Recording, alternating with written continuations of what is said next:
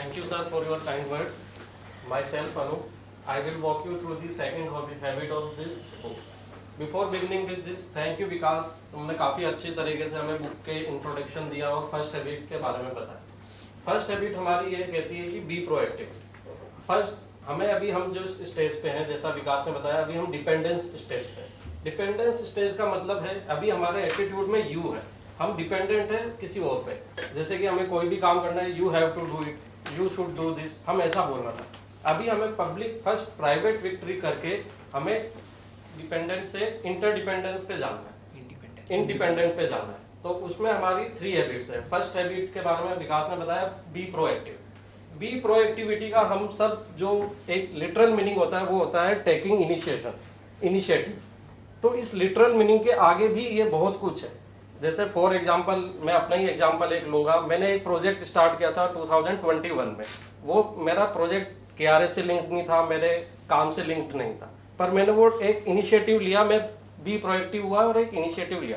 But वो project अभी तक प्रोजेक्ट फेज में ही है, मैं इम्प्लीमेंट नहीं कराया तो मेरा जो काम था वो पूरा नहीं हुआ। बी प्रोएक्टिविटी का मतलब है हमें इनिशिएटिव्स भी लेना है और उसकी रेस्पॉन्सिबिलिटीज भी लेनी है। हम किसी और पे डिपेंडेंट नहीं हो सकते, उस काम को हमें फिनिश भी करना है। तो आगे बढ़ने से पहले मैं आप सबसे एक क्वेश्चन पूछना चाहूंगा कि एंड से आप लोग क्या समझते हैं? कोई भी आंसर करना चाहे? Shivam? Goal of human life, and goal happiness. Narendra? जीवन का उद्देश्य। राहुल सर? यही जो इसने बोला कि मतलब लास्ट मेरी जो डेस्टिनी है वो क्या है, मतलब कहाँ तक पहुँचना है मुझे। आप सब सही हैं, क्योंकि एंड के बहुत सारे मतलब हो सकते हैं। इसको समझने के लिए ऑथर ने एक एक्टिविटी सजेस्ट करी है। बिना उस एक्टिविटी के हम आगे नहीं बढ़ पाएंगे और इस सेकंड हैबिट को समझ नहीं पाएंगे। उस एक्टिविटी में हमें ये कंसीडर करना है कि वी ऑल आर डेड। हमें अभी ये मानना है कि हम मर चुके हैं। मरने के बाद एक फ्यूनरल स्पीचेज होता है, जनरली हर रिलीजन्स में होता है। तो फ्यूनरल स्पीच होता है, फ्यूनरल में आप है और वो आपका फ्यूनरल है। अब आप किसी भी ह्यूमन के 3 फैक्टर, 3 पिलर्स होते हैं, वो उसकी लाइफ को समराइज करते हैं। पहले होती है उसकी फैमिली, सेकंड होती है उसके कलीग्स, थर्ड होते हैं उसके फ्रेंड्स। ये तीनों अगर एक साथ प्रेजेंट है तो वो किसी भी इंसान की लाइफ की समरी बता सकते हैं। तो आपको ये इमेजिन करना है कि आप मर चुके हैं और आपके फ्यूनरल पे आपके फैमिली मेम्बर्स भी आए हुए हैं, आपकी ऑर्गेनाइजेशन के आपके कलीग्स आए हुए हैं, थर्ड आपके फ्रेंड्स भी आए। वो सब लोग अपना स्पीच देंगे। आपको ये इसमें आपको एक पेन और पेपर दिया गया है, आपको ये लिखना है कि आपके फैमिली मेंबर आप क्या चाहते हैं कि आपके बारे में बोले। उसी तरह आपके दोस्त आप क्या चाहते हैं कि आपके दोस्त आपके बारे में बोले। सिमिलरली आपके कलीग्स आपके बारे में क्या बोलना, आप क्या चाहते हैं कि आपके कलीग्स आपके बारे में उस समय बोले। तो 2 मिनट है, आप एक बार ये तीनों स्पीच लिखना। आपको ये किसी से शेयर नहीं करने हैं, we will discuss it further, but लिखना है। Yes sir. ऑथर ये कहता है एंड का मतलब है हमारे अल्टीमेट गोल्स ऑफ लाइफ। वो अल्टीमेट गोल्स ऑफ लाइफ जो अभी आपने लिखे हैं, वो अल्टीमेट गोल्स कैसे हुए? क्योंकि आप जो चाहते हैं कि आप मर चुके हैं, उसके बाद आप ये चाहते हैं कि लोग हमारे बारे में ये बोले, तो वो आपके लाइफ के अल्टीमेट गोल्स हो गए हैं। अब मैं सबसे ये रिक्वेस्ट करूंगा कि एक बार अपने अल्टीमेट गोल्स पढ़िए और फिर एनालाइज करिए कि आपके जो करंट एक्शंस हैं, जो आप डे टू डे एक्टिविटीज कर रहे हैं या डे टू डे या वीकली मंथली आपकी प्लानिंग है, क्या वो आपके गोल्स के साथ अलाइंड है? अगर तो वो अलाइंड है, इसका मतलब you are in right direction, आप अपने अल्टीमेट गोल की तरफ बढ़ रहे हैं। अगर वो अलाइंड नहीं है तो हमें कुछ स्टेप्स सजेस्ट करिए ऑथर ने, वो हमें फॉलो करनी होगी। तो ये हैबिट किस प्रिंसिपल पे काम करती है? इसका प्रिंसिपल है everything is created twice. First thing is mental creation और फर्स्ट क्रिएशन। सेकंड को हम बोलेंगे सेकंड क्रिएशन और फिजिकल क्रिएशन। इस फर्स्ट क्रिएशन और सेकंड क्रिएशन को हम कुछ एग्जांपल्स से समझेंगे। अभी जैसे कि मैं यहाँ पे जो स्पीच दे रहा हूँ, वो कौन सी वो है? Second creation. क्यों? क्योंकि इसकी मैं पहले रिहर्सल भी कर चुका हूँ और मैं अपना स्पीच राइटअप भी कर चुका हूँ, तो वो मेरी फर्स्ट क्रिएशन होगी। सेकंड क्रिएशन है जो अभी मैं आपको स्पीच दे रहा हूँ, जो प्रेजेंटेशन दे रहा हूँ, वो मेरी सेकंड क्रिएशन है। तो हम अगर हमारे फर्स्ट क्रिएशन पे फोकस करेंगे तो अल्टीमेटली जो हमारी सेकंड क्रिएशन है, जो फिजिकल क्रिएशन है, जो फाइनल है, वो परफेक्ट हो। इसके और एग्जांपल है जैसे कारपेंटर्स रूल, ये काफ़ी फेमस रूल है कारपेंटर्स में, मेजर ट्वाइस कट वंस। इसका मतलब ये कि कार्डबोर्ड काटने से पहले वो 2 बार सोचेगा। क्यों? क्योंकि सोचना उसकी फर्स्ट क्रिएशन है, वो है मेंटल क्रिएशन। अगर मेंटल क्रिएशन गलत हुई उसकी तो फिजिकल क्रिएशन तो कुछ भी हो सकता है। तो हमें अपने फर्स्ट क्रिएशन पे काफ़ी वर्कआउट करना है। सिमिलरली इसका बेस्ट एग्जांपल यही है कि हम अपने घर बनाने से पहले उसका एक नक्शा तैयार करवाते हैं। वो नक्शा तैयार हम 4 बार उसमें अमेंडमेंट्स करते हैं, उसमें मल्टीपल अमेंडमेंट्स होते हैं, उसके बाद हम अपनी भूमि पूजन पे आते हैं। तो हमारी जो फर्स्ट क्रिएशन है वो है हमारा घर का ब्लूप्रिंट, सेकंड क्रिएशन है जो हमारा घर खड़ा होगा। अगर मैंने अपने फर्स्ट क्रिएशन पे ही फोकस नहीं किया होगा तो क्या होगा, हमारा जो घर है वो ब्लंडर होगा एक तरीके से। ऑर्गेनाइजेशन का एक एग्जांपल लेंगे इसमें, तो वो है leadership is first creation, management is second. तो यहाँ पे ऑथर ने एक सबसे बहुत फेमस सेइंग कही है, leadership is about doing things right. As am I correct? No, leadership is doing things right and management is doing right things. ये गलत है। लीडरशिप का मतलब है कि हमें लीडर डिसाइड करेगा कि हमें क्या काम करना है। मैनेजमेंट का काम है वो काम सही तरीके से करना है। फॉर एग्जांपल हमें कोई वॉल क्लाइंब करनी है तो मैनेजमेंट वो लेडर स्टेप्स लेके वो वॉल क्लाइंब करेगा। लीडरशिप ये डिफाइन करेगी कि वो जो लेडर जिस दीवार से लीन है क्या वो दीवार सही है, हमें इसी दीवार को क्लाइंब करना था।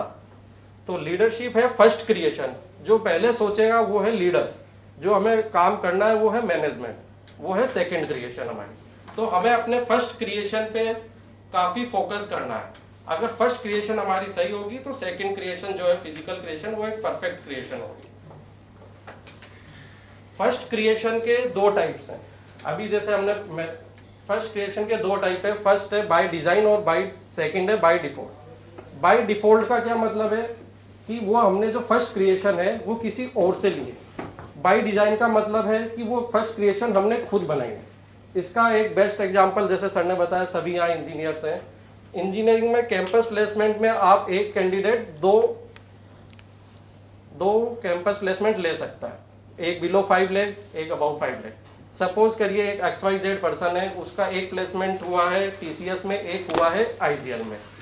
अगर वो सिर्फ और सिर्फ ये सोच के वहाँ के एम्प्लॉय से बात करके डिसीजन लेता है कि मेरे को किस कंपनी में ज्वाइन करना है, तो वो उसकी जो क्रिएशन जो उसका डिसीजन है वो है उसका बाय डिफॉल्ट। इसका क्या मतलब है, उसने दूसरे के पर्सपेक्टिव से सोचा और अपना डिसीजन ले लिया। यहाँ पे उसको क्या करना चाहिए था, उसके पास 2 ऑप्शन है TCS प्लस IGL। उसको दोनों कंपनीज के AGM रिपोर्ट्स, बैलेंस शीट वगैरह, सेकेंडली वहाँ जो काम कर रहे हैं वहाँ के एम्प्लॉय से बात करता, सारी चीज़ें एनालाइज करके अगर वो डिसीजन लेता तो उसको कहते हैं कि वो बाय डिज़ाइन है, वो उसका खुद का डिसीजन है, उसको किसी और ने नहीं थोपा।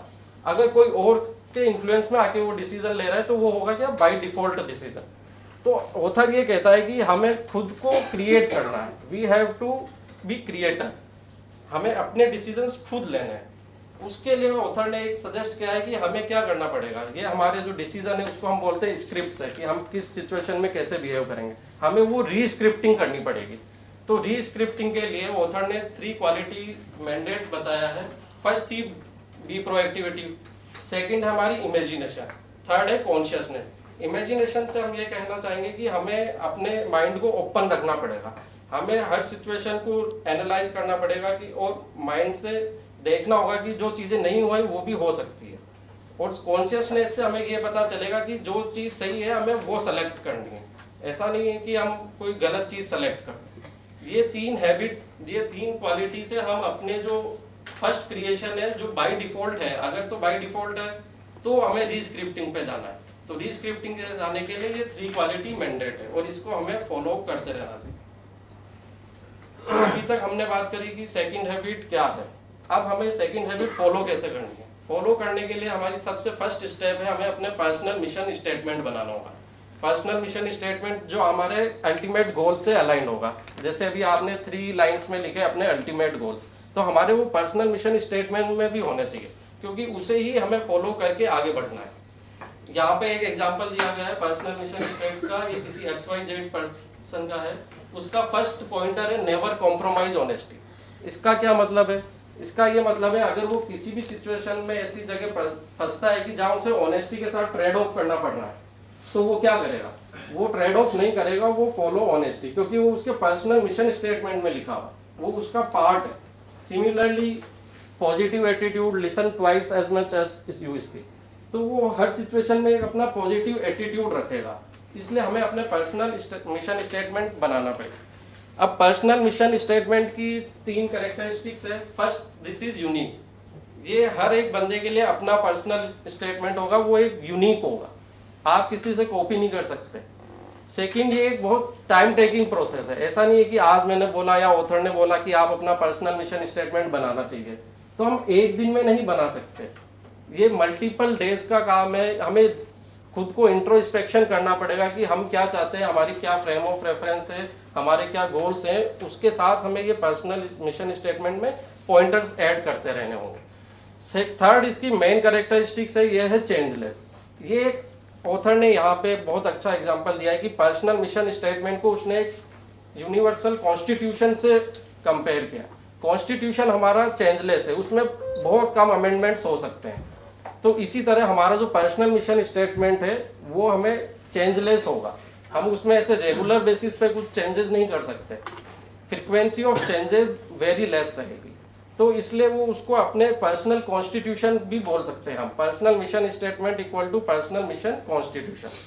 तो सबसे फर्स्ट स्टेप क्या है कि हमें पर्सनल मिशन स्टेटमेंट बनाना चाहिए हैबिट 2 को फॉलो करने के लिए।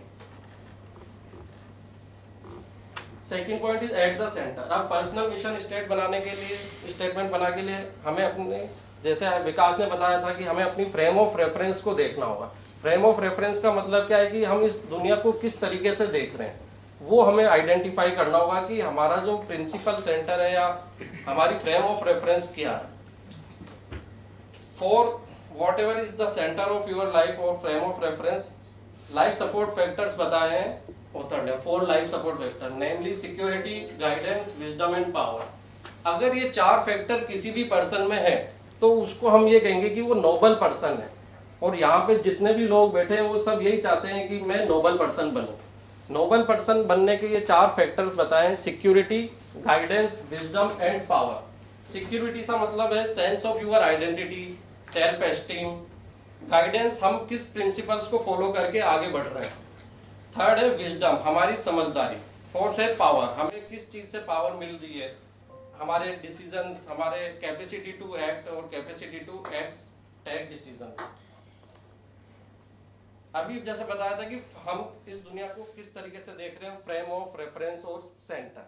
तो ये सेंटर बहुत सारे तरीके से हो सकते हैं। यहाँ पे जैसे लिस्ट डाउन किए हैं, स्पाउस सेंटर्डनेस, हम किसी सिचुएशन में अपनी स्पाउस को सोच के डिसीजन ले रहे हैं तो हमें कहेंगे कि मैं स्पाउस सेंट्रिक हूँ। इसी तरह अगर मैं फैमिली को सोच के डिसीजन ले रहा हूँ तो मैं फैमिली सेंट्रिक पर्सन होगा। इसका मतलब ये है कि मैं हर सिचुएशन में कुछ अलग ही बिहेव कर रहा हूँ। ये मेरे प्रिंसिपल्स नहीं है, ये मैं हर जगह बदल रहा हूँ। जैसे हम कंसीडर करते हैं एक एग्जाम्पल की 5 o'clock हो रहे हैं और बॉस बोलता है कि आज थोड़ा ओवर टाइम करना पड़ेगा, और सेम डेट में आपने इवनिंग के प्लान भी बना रखे हैं अपनी वाइफ के साथ। तो आप किस बेसिस पे अपना डिसीजन लेंगे कि आपको क्या करना है, कि आपको ओवर टाइम करना है या नहीं करना है या घर जाना है। अगर आप अपनी वाइफ को सोच के डिसीजन लेते हैं तो वो आपको कहेंगे कि आप स्पाउस सेंट्रिक पर्सन हो। अगर आप अपने काम को लेके डिसीजन लेते हैं कि नहीं आई विल स्टे, तो इसका मतलब है आप वर्क सेंट्रिक पर्सन हो। बट अगर हम सिर्फ और सिर्फ एक फैक्टर को कंसीडर करके चल रहे हैं तो दिस इज रॉन्ग। हमें मल्टीपल फैक्टर्स को कंसीडर करके फिर अपना डिसीजंस लेना है कि इसके क्या प्रोज एंड कॉन्स हो सकते हैं, मैं जो अभी डिसीजन ले रहा हूँ। तो हमें कंप्लीट एनालिसिस के साथ डिसीजन लेना है। तो हम जिस प्रिंसिपल को लेके डिसीजन ले रहे हैं वो हमारी फ्रेम ऑफ रेफरेंस है। तो ये सारी फ्रेम ऑफ रेफरेंस तो बदलती रहेगी, फ्रेम ऑफ रेफरेंस बदलती रहेगी। मैं किसी सिचुएशन में स्पाउस सेंट्रिक हो रहा हूँ तो किसी सिचुएशन में मैं वर्क सेंट्रिक हो रहा हूँ। तो ये तो बहुत है। तो इसके लिए हमें क्या करना होगा, हमें अपना एक प्रिंसिपल सेंटर बनाना होगा। Principle never changes, correct. जैसे अभी हमने फर्स्ट एग्जांपल में देखा था कि ऑनेस्टी से वो कॉम्प्रोमाइज नहीं करेगा। तो ऑनेस्टी एक प्रिंसिपल है, वो कभी चेंज नहीं हो सकता। तो इसी तरह हमें अपनी फ्रेम ऑफ रेफरेंस किसके बेसिस पे बनानी चाहिए, जो यूनिवर्सल प्रिंसिपल्स हैं उसके बेसिस पे बनाएंगे तो वो कभी चेंज नहीं होंगे और हम हर सिचुएशन में सेम तरीके से काम करेंगे और रिएक्ट करेंगे। अब जो ऑथर ने एक स्टडी करी और स्टडी करके फाइंड आउट किया कि हमारी जो वर्ल्ड की पॉपुलेशन है मेनली वो लेफ्ट डोमिनेंट ब्रेन के लेफ्ट डोमिनेंट है। इसका क्या मतलब है कि जो मोस्टली पॉपुलेशन है उसका जो लेफ्ट पार्ट है ब्रेन का वो हाईली एक्टिव है। अब हमने ये बताया था कि अगर मेरे को पर्सनल मिशन स्टेटमेंट लिखना है और मेरे को जो 3 हैबिट्स है, बी प्रोएक्टिव, इमेजिनेशन और कॉन्शियसनेस, ये जो 3 क्वालिटीज है वो हमारे ब्रेन के राइट पार्ट का ट्रेट है।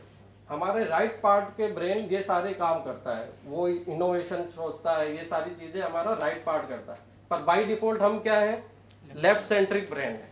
तो हमें अपना पर्सनल मिशन स्टेटमेंट लिखने के लिए हमारे राइट पार्ट के ब्रेन के राइट पार्ट को भी एक्टिव करना है। उसके लिए ऑथर ने 2 एक्टिविटीज कह लीजिए सजेस्ट की है। एक तो एक्सपांड पर्सपेक्टिव और एक है विजुअलाइजेशन। एक्सपांड पर्सपेक्टिव से मतलब ये है कि हमें अपनी सोच का दायरा बढ़ाना है, ओपन माइंडेड होना है। इसका मतलब क्या है, पास्ट में कोई एक्टिविटी हुई, आपने एक डिसीजन लिया, सेम एक्टिविटी आपकी अभी करंट में हो रही है, तो आप ये नहीं बोल सकते कि उस समय ये डिसीजन लिया था तो अभी भी इस सिनेरियो में यही डिसीजन बेस्ट रहेगा। हमें रीएनालाइज करना है और अपने सारे सोच समझ के फिर डिसीजन लेना है। तो हमें अपने माइंड को थोड़ा ब्रॉड रखना है, हमें दूसरों की भी सुननी है, उसके बाद म्यूचुअल डिस्कशन करके एक पॉइंट पे आना है। सेकंड है विजुअलाइजेशन, जो चीज़ अभी नहीं हुई है हम उसको देख सकें। आप कोई डिसीजन ले रहे हैं, उससे फर्दर क्या हो सकता है वो चीज़ आपको विजुअलाइज करनी है। तो इन सब एक्टिविटीज़ के थ्रू हमें अपना एक पर्सनल मिशन स्टेटमेंट लिखना है। उसके 3 पार्ट्स रहेंगे। एक रहेगा पर्सनल मिशन स्टेटमेंट मतलब कि ultimate goals of your life, उसमें हमें 3 पार्ट्स बनाने हैं गोल्स के। फर्स्ट पार्ट होगा कि आप अपने फैमिली ओरिएंटेड गोल्स क्या है, आप क्या चाहते हैं कि आपकी फैमिली में ये हो, ये सब कुछ, वो गोल्स हमें डिसाइड करने हैं। सिमिलरली एक सेकंड पार्ट आएगा ऑर्गेनाइजेशनल गोल। ऑर्गेनाइजेशन गोल्स से मतलब है कि आपका कैरियर गोल्स, आप क्या करना चाहते हैं अपने कैरियर में, ये सारे गोल्स हमें बनाने होंगे। थर्ड हमारे सोशल गोल्स, कि मैं अपने आप को इस वर्ल्ड में कैसे देखना चाहता हूँ, वो सारे गोल्स हमें बनाने होंगे। तो बेसिकली हमें अपने अल्टीमेट गोल्स बना के उनको रेगुलर फ्रिक्वेंसी पे चेक करते रहना होगा कि जो मैं अभी कर रहा हूँ, एक्शंस जो मेरे हैं वो उससे अलाइंड है या नहीं है। तो सेकंड हैबिट यही कहती है कि हमें अपने begin with the and in mind, हमें अपने अल्टीमेट गोल्स तो बनाने ही चाहिए और रेगुलर फ्रिक्वेंसी पे उसको गो थ्रू करते रहना चाहिए। Thank you. ग्रेट, बहुत अच्छे समझाया और एकदम कॉन्फिडेंटली समझाया। दैट्स shows कि you have read the book, understood the book and उसके इन डेप्थ में जाके एग्जांपल्स के साथ आपने समझाया। तो जब भी आप प्रेजेंटेशन कर रहे हैं तो उस समय आपके दिमाग में जो भी एग्जांपल आता है, जरूरी नहीं कि आपने पहले सोच के आया हो, उस समय जो भी आपको क्लिक होता है एग्जांपल वो बताइए। बहुत बढ़िया।